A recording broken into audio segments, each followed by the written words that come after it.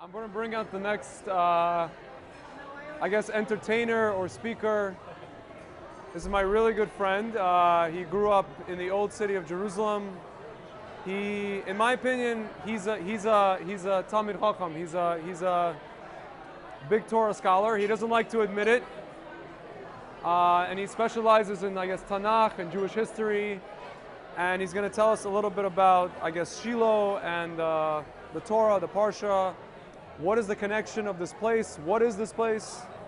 And also show us some really cool stuff. So his name is Nachliel. Take it away. Okay, short and to the point. So I got my props here. I'll start with two personal stories which connect to Shiloh. So I'm from Jerusalem, and we often would go to Shiloh for Tu B'Av, for celebrations. We have family in Shiloh. I have a cousin, Ira Rappaport, who's a very well-known tour guide in Shiloh and a very funny character. And I'm going to show you some stuff that I brought from Shiloh when I dug there. You know, as part of there's a very well-developed visitor center, Merkaz Mevakrim Shiloh.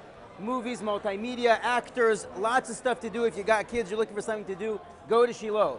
It's a great, lovely, lots of stuff to do there. They'll keep you hooked. They'll keep you wired the whole time. So the other one is that when I was 6, 7 years old, I was learning in Zilberman in a cheder in the old city where we just read Chumash all day. And a friend of mine, a Syrian fellow who lived in Brooklyn at the time, was in Israel for the year at the Sephardic Center. He gave me as a gift the book of Shmuel, which is all about Shmuel and his father Elkanah, who would gather all the people every year to come and to go up to Shiloh, which was kind of in the sidelines. People were kind of ignoring it, but the Mishkan was there for 369 years, and he got people to get up and to move and to get them involved. So I was hooked by this story, and until now it's my favorite book, Sefer of Shmuel, and it was such a distraction that the Rebbe at school had to say, take it home, we're learning Vayikra now, you're distracting everyone. So it's like, it was a little bit too much, because Vayikra, you know, offerings, korbanot, where's all the action? And Shmuel is full of action, so I loved all that stuff. Now, being from the old city, my father's a tour guide and an archaeologist. I grew up, my house is on the wall of Chizkiyahu HaMelech, King Hezekiah, 2,700 years. So when I come to the States and I look at archaeology that's like 300 years old, I say that's cute.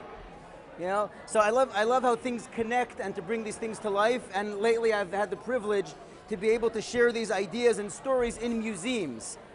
Bringing people to the Metropolitan Museum of Art, Tanakh, Jewish history, Chagim, all that stuff in the museum. I bring schools, I bring people, communities, families. It's a lot of fun. So I'm going to show you two different things. So, you know, this week's parasha, I mean, I can't be too repetitive. It's been mentioned a lot.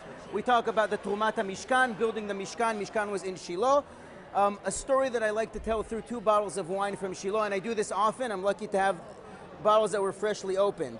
So the first one is mosaic. We didn't get there yet, but many mosaics, we're talking Second Temple period and so on, mosaics were found in floors of synagogues and private homes in Shiloh.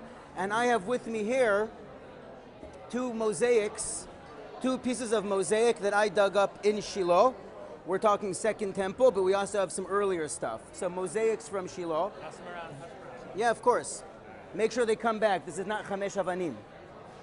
Okay?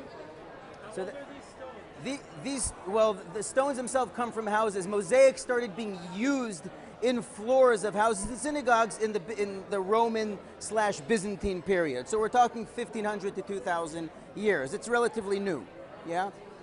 And the second one, the one we've just had, there's a lot to talk about in terms of this bottle, and it's connected to so many different things. So first of all, you know, if you take a look at the picture, we say Nichnas Yain Yatsa Sod. So this is called Sod, and the vines are made up from the word Sod, Sod, Sod, Sod, Sod, Sod. A lot of Sod. So it's, you know, there's a lot of secrets going on here in this wine.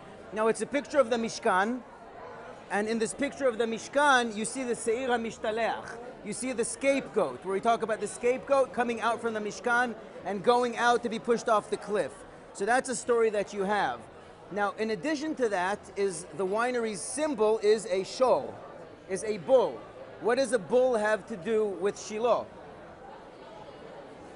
So, Shiloh is in the portion of Yosef. Now, a beautiful story here is about the connection of the place itself to the Mishkan. A shard. This is a broken piece of pottery that was found in Shiloh as well, that I found. Now, many broken pieces of pottery were found in the outskirts of the city, outside of where the city was. What are they doing there? We're talking First Temple period. What are they doing there? Well, in Yerushalayim, we can eat the offering, the animals that are brought as offerings that you can eat them within the boundaries of the city because they have sanctity, they have kedusha, they have to be eaten within the boundaries of the city.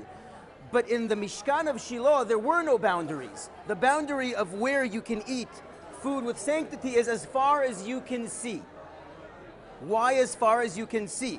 Well, first of all, there's a beautiful hint because shur, alei shur, lashur also means to be able to see, right? Tashuri merosh amana, merosh senur v'cheromon, it can be to see. But also the bull is the symbol of Yosef. Why is that in the portion of Yosef where the Mishkan was there, you can eat things which have kedusha, eat them as far as you can see, because Yosef himself did not take advantage of what was not his. He did not, whatever his eyes desired, he did not take advantage of that. We have the famous story of Potiphar's wife who tried to seduce him and he never gave in. He said, it's not mine. I don't touch what is not mine.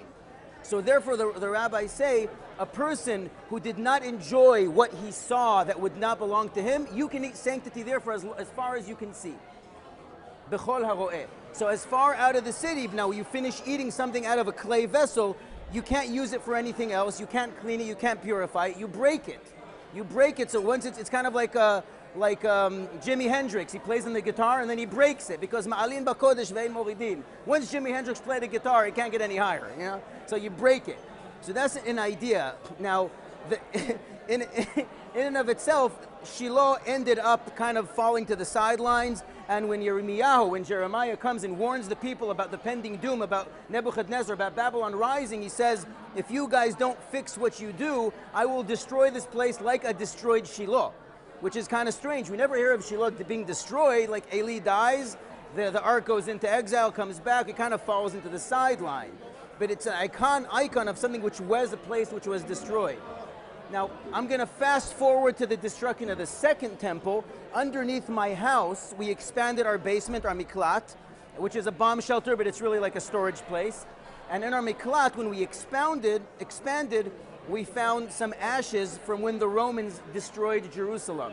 So this is only about 2,000 years old, but these ashes are from the destruction of Jerusalem underneath our house. And we use this during a wedding. We say Mishkachech Yerushalayim, and the Chatan puts a little bit of ashes, so we use these ashes from Churban Bayit Sheni.